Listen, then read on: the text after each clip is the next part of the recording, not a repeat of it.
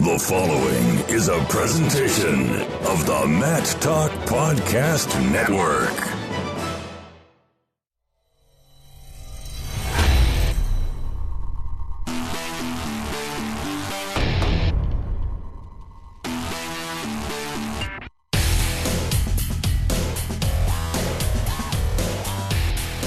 And welcome again, wrestling fans, to the Short Time Wrestling Podcast. News, reviews, previews, and interviews from the most notable names in wrestling. I am your host, Jason Bryant. Today, joining us is somebody that's been a voice of amateur and college, and I guess even to the point, professional wrestling, in the terms that professional wrestling being professional, as our senior level athletes are, in fact, professional athletes. Gary Abbott, the Director of Communications and Special Projects at USA Wrestling, a return guest on the show. One of the guys that actually showed up to my wedding from USA Wrestling, and my former boss. Gary, welcome back to the program. It's fun to be on it, Jason, and that was a heck of a wedding. Thanks for inviting me. Yeah, although I do recall you and your wife walking across the street the morning of May 8th, 2010, with snowflakes coming down going, I flew all the way out here for your wedding, and it freaking snowed. I believe I'm paraphrasing you there, but yeah, snow on the wedding day in May, such as Minnesota. Well, hey, we had snow driving down to New Mexico in May, or late April last weekend. So I guess I'm getting used to snow. Well, also, what's also interesting is historically when the office at USA Wrestling would get ready to leave to go for the U.S. Open in Vegas, which is this coming weekend, there would almost always be a snowstorm that would dump a foot or so of snow on Colorado Springs. It looks like you guys dodged the bullet this year. Yeah, really, climate change. We haven't had too many of those April storms in the last couple of years, but it used to pick two favorite events. We'd get snow for the NCAA tournament and for the U.S. Open in Vegas. So this year we got away from there without getting the snow. But, some staff isn't here yet, so we still have a couple of days where they could still get snowed in. Yeah, Chris Moen, who tends to like to drive to these places, he's got 12 hours between Colorado Springs and Vegas. He could hit some snow. Oh, yeah. Yeah, no, there's a mountain pass or two that might be a little white still. As we talk about the topics that we're approaching today, one of which is the media and the background checks, but to get a background, no pun intended, on Gary, you've been in the wrestling media. You've been there, I believe this is your 30th year at USA Wrestling? On May 1st, it'll be 30 years. It's funny. Taylor Miller, who works with me, accidentally thought it was earlier and was telling everyone I'd hit my 30th. And I said, hey, don't go telling anyone. I could still screw it up. So I'm a few days away from 30 years at USA Wrestling.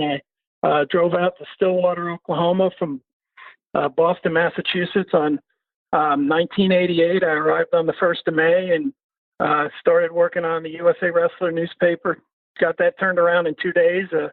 I was staying at the executive director's house, Gary Kurtelmeyer, because we were just about to move up to Colorado Springs a few days later. So it's been quite a fun 30-year journey, I guess. Yeah, you and Mary Beth Powers, who many wrestling people who've gone through USA Wrestling, they know, but wrestling fans may not. You two are the longest running employees who both actually spent time in Stillwater before coming to Colorado Springs. Yeah, Mary Beth and I, we went out and had lunch on the day that was her 30th anniversary. And, we kind of laughed a little bit about all the different changes in not only wrestling, but in our lives over those 3 decades. And, I think wrestling's in a much better place than it was when the two of us were hired by Gary Kurtelmeyer back in the late 80s. Now, before taking that job at USA Wrestling, you wrestled at Boston University. You're from Long Island, or as some people like to say, Strong Island. Wrestled at BU, and then became friends with a guy who coached you for a year named Carl Adams. And then you and Carl worked on this thing called Wrestling Masters. And for those of us, even this is like right around the time I even came into this world. So explain what Wrestling Masters was and what you think its influence was on the sport of wrestling. Well, it was a magazine, and it was mostly technique. Carl would have everyone in wrestling who was any good was good friends of his. So he convinced them that they should show a technique. We took some pictures, and we would do technique spreads and then other articles that had to do with technical issues. Carl wrote a lot of wrestling books. So and then we covered the sport. So it was kind of really a little bit ahead of its time. It's before they started having videos, really, where people would sell cassettes or CDs of technique. And obviously before now they have online technical things. And we did it through a magazine. And it went for about 5 years. We were never able to make money on it. We weren't too good at advertising sales, and got about 3,000 readers. We got real close to breaking even, but ultimately, after about 5 years, we decided that the project wasn't going to continue. And from there, I was hired at USA Wrestling. So I've never really had a real job. I've worked in wrestling my whole life. When we look at what's changed, I mean, what was the day-to-day process? So Vegas is coming up, the U.S. Open. So compare to what you and the staff do, and I was a part of that staff for a couple of years, and I know what's going on. But for those who don't know, when you had to cover an event like the U.S. Open in 1988, 1989, what went into it and getting the word out to promote wrestling compared to what you have to do right now, which might be 20, 30 clicks on a website to load it? Max, yeah, no. What we'd have to do is we'd have to get a press release. We'd have to write it. We'd have to mail it. Then we'd have to call journalists. We'd have to invite them out.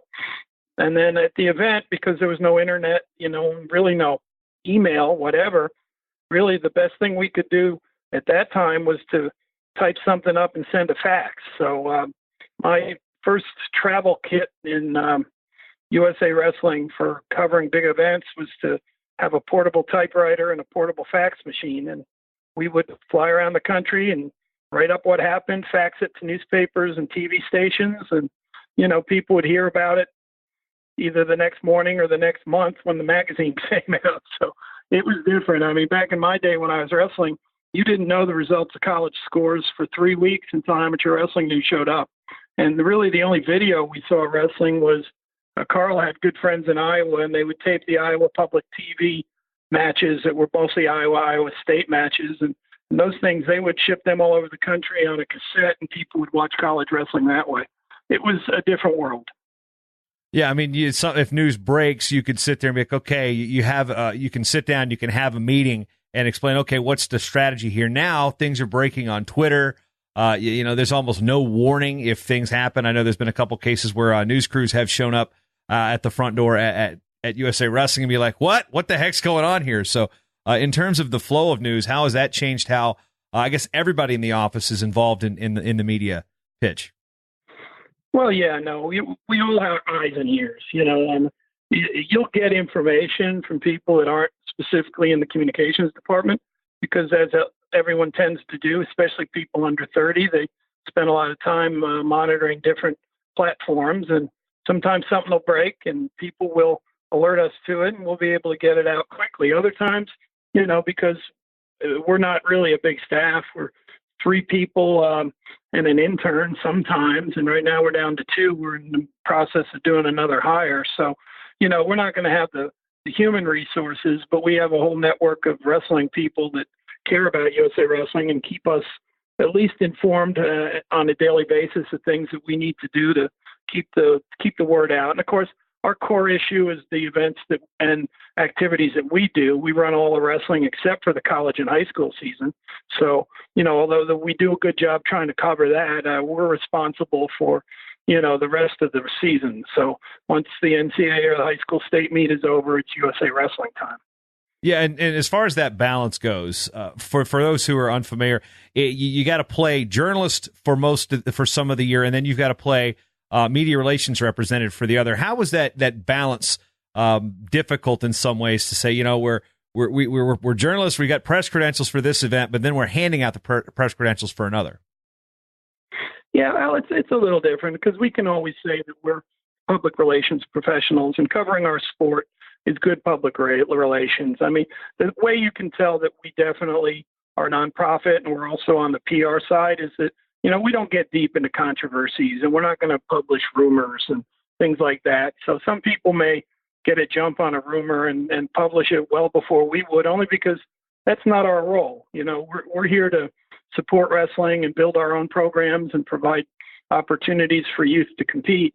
And also all the way up to training kids and women and men to win Olympic gold medals, right?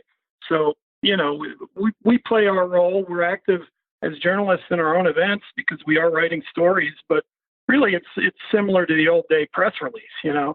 Our coverage of our event will be actually factual. It'll have quotes. It'll be entertaining, but that's where it goes, right? So it's good to have other media that have a different reason to exist. The websites and the different magazines and things that cover wrestling that they can do different things than we do, and I think overall we're able to educate our fan base to a really large extent now, a lot more than we ever could do in the past. Yeah, we're coming up on 20 years of, I think Intermat started actually 1995, I believe they started, along with another site that a guy named Joe LaRue ran, which was the predecessor to the Mat.com. USA Wrestling bought the Mat.com, I want to say in 2001. And, what was the decision that went on behind buying that domain? I mean, that was kind of an important one to own because it was, the Mat.com. It kind of is what it is. And, what do you remember about the decision to buy the domain from Joe LaRue and what that's meant for wrestling coverage ever since? Yeah, no, it was an interesting decision. Jim Shear was early in his career as our executive director, and the Mat was the really only source that was initially out there on the internet. People used to go to groups on AOL, wrestling groups, and that's how they would communicate. But LaRue made a website, and he was pretty much going to get out of it at some point. I think he was just doing it on the side and for fun. It wasn't his full deal, but we liked the name, So really, we were able to get the Mat, but we decided to add .com so people would understand it's different. It's not the old Mat. It's the Mat.com, and we still use that, even though our website is now on the USOC platform and it says usawrestling.org/wrestling. We still market it as the Mat.com because, we have decades of people that know that name, and we built the brand, and, we're still got very good traffic and we're able to, actually bring in some revenue to help support our organization because of the traffic we get through that website. Now, as we move forward, part of your title has been special projects, and you talked about the evolution of coverage, and part of that has been women's wrestling. We just had news last week come out that the NAIA has announced that women's wrestling is an invitational sport, which is essentially kind of their terminology for an emerging sport. It's one step before you get to championship status. And you were there from the get-go when USA Wrestling says, you know what, we're going to do this women's wrestling thing. It took several years for resources to be comparable, but what were some things that you remember in the early days about trying to cover women's wrestling and trying to get the word out about women's wrestling and get people to pay attention to it? Well, it was easy for me because I realized that these were athletes, and generally the women, the pioneers, the Trish Saunders and the Shannon Williams and the Afsu or Shanzamirs were just wonderful people, and all they wanted to do was wrestle, right? I also was raising a daughter, and I didn't want to have any limits on what she could do in her life. So if she had wanted to be a wrestler, I wanted her to see opportunities that she would if she wanted to play volleyball, right? And she never wrestled. She played softball and things like that. So really the difficult part was getting people to pay attention, that this was a legitimate sporting activity, that these women were true athletes. And that was mostly within wrestling. I think the rest of the community didn't even know what was happening, right? But it grew every year from 1990 on the high school level, and we built our first world team in 1989, and from that point on, USA Wrestling kind of got the ball rolling. And from that point on, we covered it, and Art Martori was instrumental in getting national team funding to our women's athletes even before it was an Olympic sport. We didn't go into the Olympics till 2004. So USA Wrestling was kind of a pioneer in helping the rest of the world figure it out. And then the college scene started with a couple of teams. The first was the University of Minnesota at Morris with Doug Reese, and then Missouri Valley added in the University of the Cumberlands, Menlo College with Lee Allen. There were some really hardworking men that went out and started opportunities for women to wrestle in college, and it's grown from there. And, the development of the WCWA came out of the early college nationals that USA Wrestling helped create and support. And, it's very exciting. We made our application for emerging sports status with the NCAA last summer in August 1st. And our status right now is that we get to resubmit. We didn't check on every box that they required. They changed the rules a little bit on us. So we get to resubmit again. And we may have that emerging sports status within a year after August 1st, when I think we're going to have enough programs that every single responsibility we have in proving our status will be fulfilled. We added 5 new colleges in the NCAA alone this year, right? And our first Division I down at Presbyterian College. So it's an exciting time to be involved in women's wrestling in the U.S. It has one of the best teams. We're second in the world last year. We have superstars like Helen Maroulis and Adeline Gray that are role models for young girls. And, it's going to be at a point where when I finally retire from wrestling, it'll just be mainstream, and that'll be cool. It'll be good that a girl can grow up and not have to think that she's got any barriers to being an Olympic wrestling champ. And especially now that we've had one with Helen Maroulis winning in Rio. Just from your perspective, what did that moment mean to you? Well, I was crying. I mean, I couldn't help it. It was, it was something pretty emotional. I was able to sneak onto the floor and actually took the team leader for us, Kira Berry, and I went down and we watched her last few seconds of her victory over Yoshida, which was one of the greatest victories of all time. It's not quite Gardner Corellin, but it was really close to that. And because, Helen had already been a 2-time world champ or something. I mean, or 1-time world champ, multiple world medalist. It wasn't a big shocker as Rulon was, but it was the same magnitude of a victory. And then we just stood there a few feet away when she got her gold medal on the award stand. And, I still tear up about that. Yeah, one of the most powerful moments I've ever experienced, in any part of wrestling. Moving forward, the announcement came out that your office put out that you authored just over a week ago about a new media policy requiring media members who wish to cover USA Wrestling events. And this is now, first of all, what was it? This any USA Wrestling event from national to the state level, or is it mainly just the national level at this point? We're starting with national and regional events. Okay, so national and regional events. The events that we can control, right?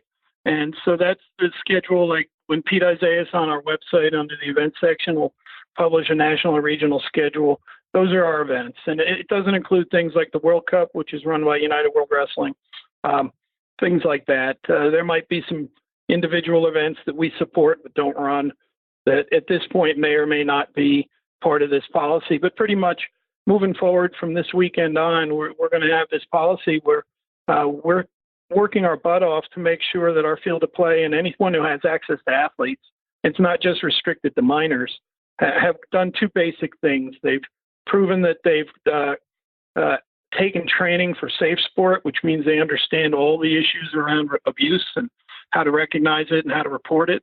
And then the other thing is a background check so that if there's any people that are going to be at a wrestling competition working as a media member, that we're not allowing them to have access if they've got prior crimes that would have them fail those background checks. So it's new. It's never been done. We're the first organization to do it. And this week's challenging in that we didn't have much time to kind of pull it off. And I'm still going through lists and helping people work their way through the process and learning a lot. But I can report that after a week of this, even though it's been really challenging on my end, I'm even more dedicated to making this happen. I don't think that there's any reason that people should be resistant to the idea of having an education to help themselves as an adult understand what abuse is and how to report it if they see it. And I also don't think that we would be very fair to the rest of the wrestling community that we're asking to do this. Coaches, referees, volunteers, anyone that's in that area where they have access to athletes, they have to do this. So the media to us has the same obligation to help us create a safe environment at our tournaments. And one thing that I think a lot of people have missed, and again, I'm speaking from a perspective that I am in support of this too. I'm the president of the Media Association, actually a group you helped found in 1989. And then, wrestling events, it's not necessarily like, and it's not like going to an NBA game where you only have access to athletes at a certain point. You can get up in Fargo at any time and go talk to a teenager at any time, basically. And you can walk to a back hallway. Most people understand, okay, it's wrestling, blah, blah, blah. We got to get the story. We got to go where it's quiet. But there are a lot of potential, crevices to speak of that people of, who don't have the right intentions can go down. Or if there's a situation where something doesn't happen, that, okay, we've got training and we make sure that, everything's out in the open. But wrestling provides a lot of opportunities for atypical interview situations or atypical interactions. And I'm focusing a lot about the age group levels, but again, from a senior level aspect of it, it's not just the 16-year-old kids that can be subject to harassment. Yeah, no, it's across the board. I mean, this weekend's perfect, right? Because we have the Western Regional and they added in the kids levels. We have athletes from 7 to 70 in Las Vegas this week. So, I mean, anybody who's going to have the ability to walk around the 20, 30 mats area, doing their job covering wrestling, either carrying a video camera or a print camera or going to do an interview for a story or, anything like that, they're going to be around these people. So, so many USA Wrestling events do combine age levels. You get a senior event here next to a junior or a cadet event there. And it's, for us, it's very, very practical. It makes a lot of sense for us to do this because of the way we run competitions. But even if we went and we split them out and said only youth can go together at one event, only the seniors, the adults are in another event, we'd still do it because we think providing safety to our athletes shouldn't stop when they turn 18 years old. I mean, it's important. We have young men and women that are still going to be targets for bad people. So it's an across-the-board commitment to athlete safety, and it's going to take some time. We're in a transition period trying to get our system down. So, like anything else that's good, we're going to have to educate people about it. We're going to have to do our jobs a whole lot better. I'm going to have to be a whole lot earlier in my contact to media because they're going to have to go through a process if they want to be in our gym. And then there's the public relations side of it that people are very much against change. So we're going to have to spend quite a bit of my time in the future, not only educating the general media and the general public about this, but also convincing them that what we're doing is the right thing. Yeah, Jeff Rosen, who's the president of the Associated Press Sports Editors, APSC, and the sports editor of the Kansas City Star, kind of spoke out on this when it first broke. And it's my understanding you've actually had some discussions with him and the APSC about what can be done to kind of, I mean, to me, it appears that the information wasn't really fully thrown out there in terms of, yes, this is a free media membership. You're not paying to cover the sport of wrestling. And of course, suggesting that members not cover events that they're not covering as it is anyway, kind of seems disingenuous. But what discussions have you had with some of those mainstream media outlets about basically making sure that they've got all the facts and they're presenting this and covering the sport of wrestling in a fair and balanced manner? Well, it's going to take a little bit. Jeff and I spoke, and he's going to come up with some questions that I promised to answer anything he had, and if I didn't know it, I'd get somebody to answer it for him. He's got questions about how we're going to manage data, about, whether the word membership should be used for what we use for our media clearance, and that'll probably change. We may end up having some changes in the way we execute policy. But I basically told him, we're committed to this. Whether or not the APSE decides to boycott us or not boycott us or, extend it after we've had some discussions, we're still going to do what we're doing. We're going to reach out to media and invite them to wrestling. I think I've taken pride in my career of being very media friendly, maybe even too media friendly. I always gave a little guy a chance because they may someday be in a position later on as an editor or a captain of industry in the media and have an affinity for wrestling, right? So, we're going to continue to be very media friendly and do everything we can to help people cover wrestling and sell our sport to the media. But, we're going to require them to do something and to meet our base level of what we think is needed for safety at our competitions. So, it's going to be a process. And this week, we've really had to focus more on Vegas, getting the media that want to be here in a position where they've achieved the different steps that we are requiring. The public relations part of reaching out to the media in the general public, and then also the other NGBs, the sports that I've sent them a copy of our press release and told them I want them to think about it because it's not going to work if it's just wrestling, right? If wrestling's the only sport that has decided that the media needs to be at the same level of clearance as everyone else in the gym, except for the spectators. Until I get some other sports to understand the rationale for it, it's going to be a little bit of an effort convincing the media that we're doing the right thing. So it's the first step. We've announced it. We're trying to execute our first event.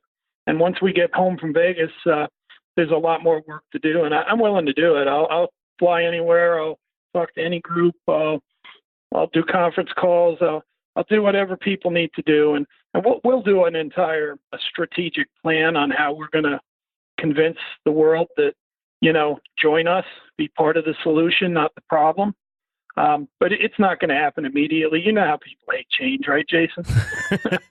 Yeah, and one thing going back in time, I mean, what this is also going to alter is a lot of people who will tend to, I'll be honest with you, in 1999, I showed up to Fargo with Team Virginia getting a ticket the day before. Didn't know I was going to Fargo until the day before. So even as a member of the Media Association since 1997, as then a high school senior, I didn't have any opportunity to apply for a press credential. Now, those days have changed with the internet the way it is. I mean, there's nobody that should just show up and say, hey, can I get a credential? You need to go out and secure that credential in advance before showing up. But the resistance, do you think that, one, let's start with who's been accepting of it. How many of the wrestling media that we know and wrestling fans know on a day-to-day basis went through this and went through the course entirely? I mean, obviously you can't really say names specifically. I know that I went through it immediately as soon as I saw the release, but how has the response been from our wrestling media regulars? Yeah, no, they're fine. They're okay with it. Sometimes they're fumbling a little bit on the steps, but I've had pretty much cross-board support from the regular wrestling media. But, I mean, these guys get it. They've worked tournaments. They see what I do. They see what Rich Bender sees. They understand that, it's a privilege to cover wrestling. They want to be here. So they're doing what's necessary. And, I really can't think of any of the regular media guys that we see around the country that are on the beat that have stepped up and said, no, we're not going to do it. And even wrestling reporters from regular newspapers, like, for instance, we've, I had a group coming out of Cedar Rapids Gazette. They've all started their process. So, they're not quote unquote wrestling media. They're regular media that cover wrestling, and they get it and they want to be part of it. And it's, the part that really makes us have a good position is that it's free, right? We'll pay your $15 background check. You just have to spend 5 minutes doing the background check and 1 hour doing the safe sport. Costs you nothing but a little bit of your time. And that's where we're at. And it's going to make a difference. The decision Rich Bender came up with to make it funded, USA Wrestling's paying the freight. We have to pay for that background check. We want you to be background checked, and we want the media at wrestling. So, it's going really well, and there are a lot of groups outside of the media, wrestling media, that have been positive to it. Our big challenge is going to be the mainstream media. It's not going to be convenient where they can make a decision to assign somebody 10 minutes before the event starts. There's going to have to be a lot more planning for everybody, and we may miss an opportunity or two here and there because of the fact that it takes a little time for the process. But the way I look at it is USA Wrestling has to get better. I have to get better at my job. My staff has to do a better job helping support the mission of this. And I think by next year, we'll probably be in a position where we've changed the way we do things to allow this to be a lot more smooth. That's the way I look at it. Now, in terms of potentially, looking at this as like, well, have there been roadblocks? I mean, the oppositions come from, that first story for the Washington Post did with quoting Rosen from the APSC. But again, it kind of seems funny that some people complaining about it are people who haven't shown up for wrestling to start with. So is this truly a barrier for coverage if we're looking at it from a top-down view? Not really. I think the barrier comes from planning. If wrestling is coming to your town, let's say you're a Final X city like Bethlehem, and we're going to be coming to Bethlehem, and we know we're going to be there in June, end of June. We need to let the media know month and a half out that this is the process, and there's no barrier at all. You find your minute, your 10 minutes for the background check, and your hour for the safe sports certification. You get the job done, and then you come and cover wrestling. It's the same as it used to be. So, it's only a barrier. Barriers are things people put in front of themselves that may not be there, So I have to convince people it's not a barrier, that it's not about, isolating the media as if they did anything wrong. The way we look at it is 99% of almost all the groups we deal with are not people that are going to be an issue here, right? The 1% is the ones that we're trying to keep away from our athletes.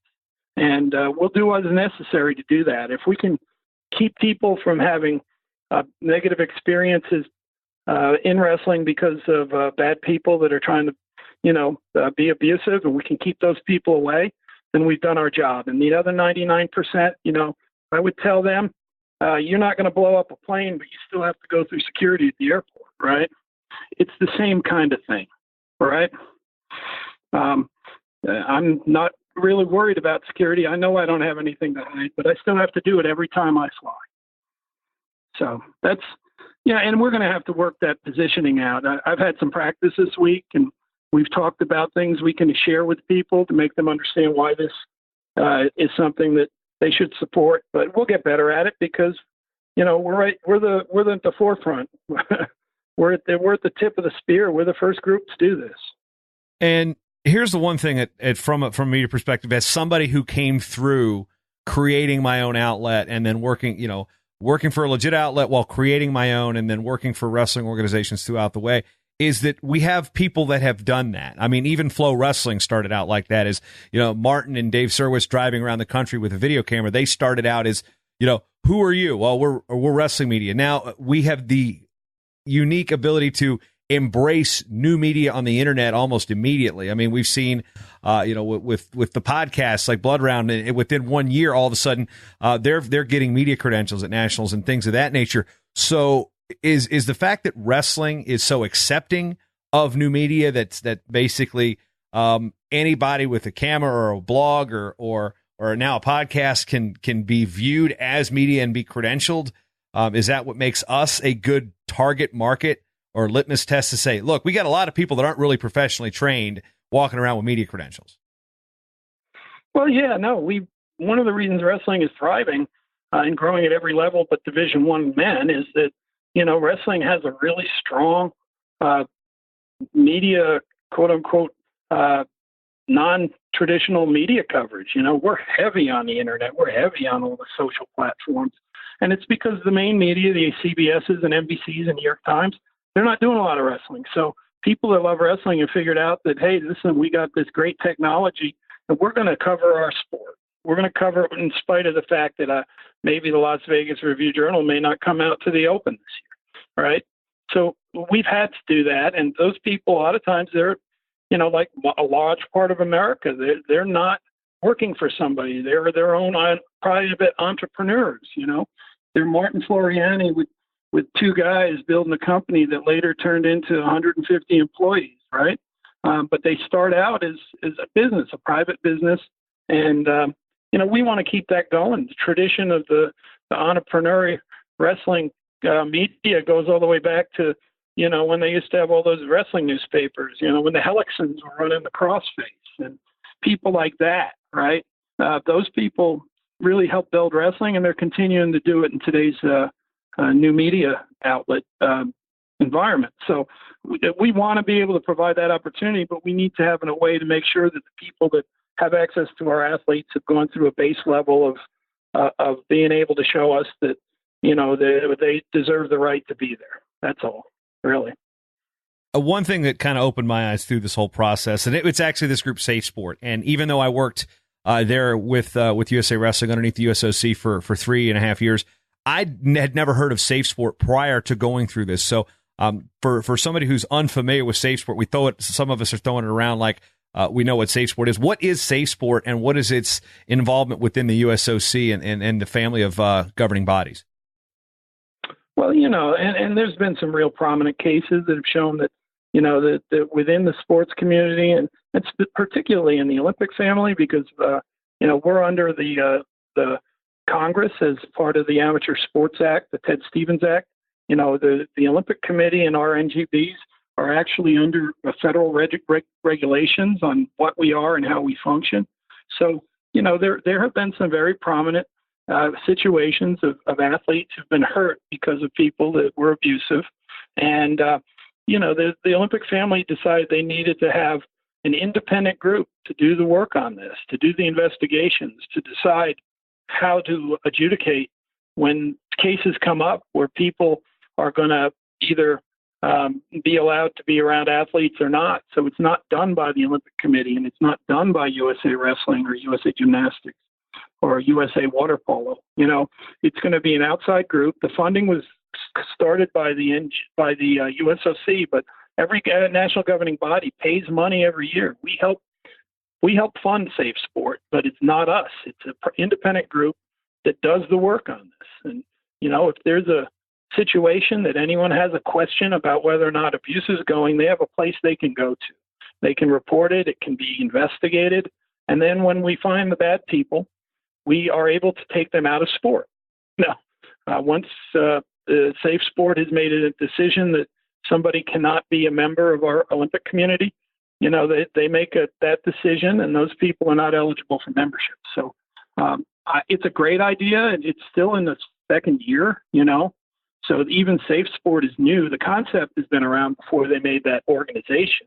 The term Safe Sport's probably been discussed for a decade, but the step that went to make the U.S. Center for Safe Sport as a tool for everyone in the Olympic family to help keep kids safe was a major step, and they're going to get better and better just like we are. It's not USA Wrestling trying to teach you this stuff. It's not the U.S. Olympic Committee. It's a group that's only job is to educate people and to adjudicate situations regarding, safety for athletes. So it's a huge step, and it's still just getting itself going. So a lot of people hear the word Safe Sport.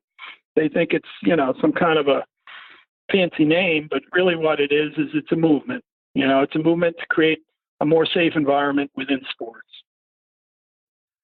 Gary Abbott, as we wrap up here this episode of the Short Time Wrestling Podcast, talking about media stipulations and new avenues that media has to go through. I want to turn it back a little bit as, I've spoken out in support of this on behalf of the National Wrestling Media Association, but, we alluded to it earlier. You helped found this organization back in 1989. Let's just give a little history lesson on the Media Association. We just announced our award winners about 2 weeks ago. I was actually down at St. Cloud State's Wrestling Banquet on Friday presenting John O. Peterson his Broadcaster of the Year award at their team banquet. So kind of a big deal for John down there, not to be confused with the other John Peterson, who actually helps out at St. Cloud State, believe it or not. But the Media Association, give us a little history on the foundations of the Media Association for those who are unfamiliar. Well, yeah, sure. The National Wrestling Media Association was developed by three individuals: myself, Norm Plavsic with the PA Roundup, and then Rob Sherrill, who everyone knows now for his high school rankings and win, but he used to run an Illinois wrestling magazine and also did national and state rankings of high school wrestlers. And the three of us, we were kind of covering the sport. I got the USA Wrestling job, but I'd been kicking around with the Wrestling Masters for, not quite a decade, but for most of the decade. So we knew each other as people that were doing this. And there was no real group of wrestling media that was organized in a professional manner. And we started, we would have meetings at the NC tournament, and we would pay dues, and we would get together in Fargo. At the time, it was Cedar Falls, Iowa, and we'd give awards, and we'd have socials, and we would share best practices and have a good time, but also try to improve the sport of wrestling. And, it's the same group that's supporting what we're doing with Safe Sport, So, we've invited in as many people as are interested, a lot of sports information directors, now people that have websites, bloggers. I mean, the little guys to the big guys, because we also have members that work for the mass media too. So it was needed at the time. We weren't as organized as the group's gotten in the last decade,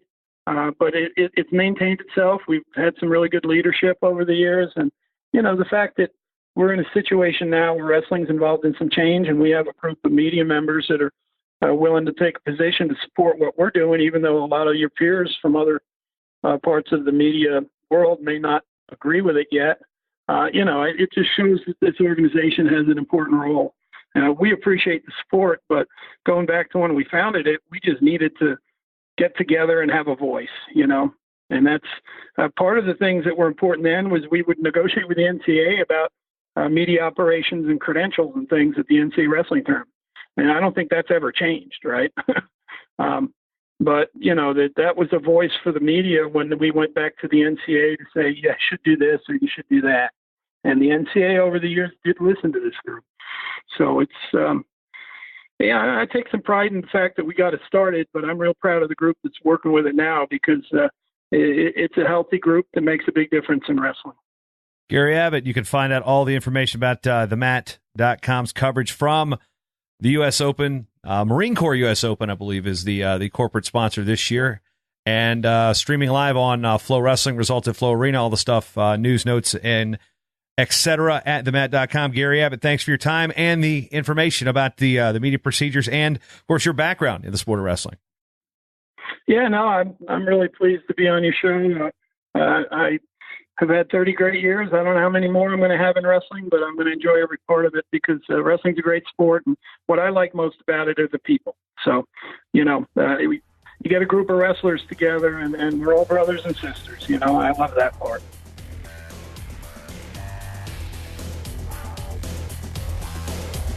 The Short Time Wrestling Podcast is proudly outfitted by Compound Clothing. Shirts, singlets, custom gear orders, everything you need. Call up Cliff and the crew at cmpteamwear.com. First time listening? Well, you can change that by going to mattalkonline.com/getshorttime to subscribe on Apple Podcasts or listen on your favorite podcatcher at mattalkonline.com/listen. This show is part of the Matt Talk Podcast Network. For more wrestling podcasts, head over to mattalkonline.com.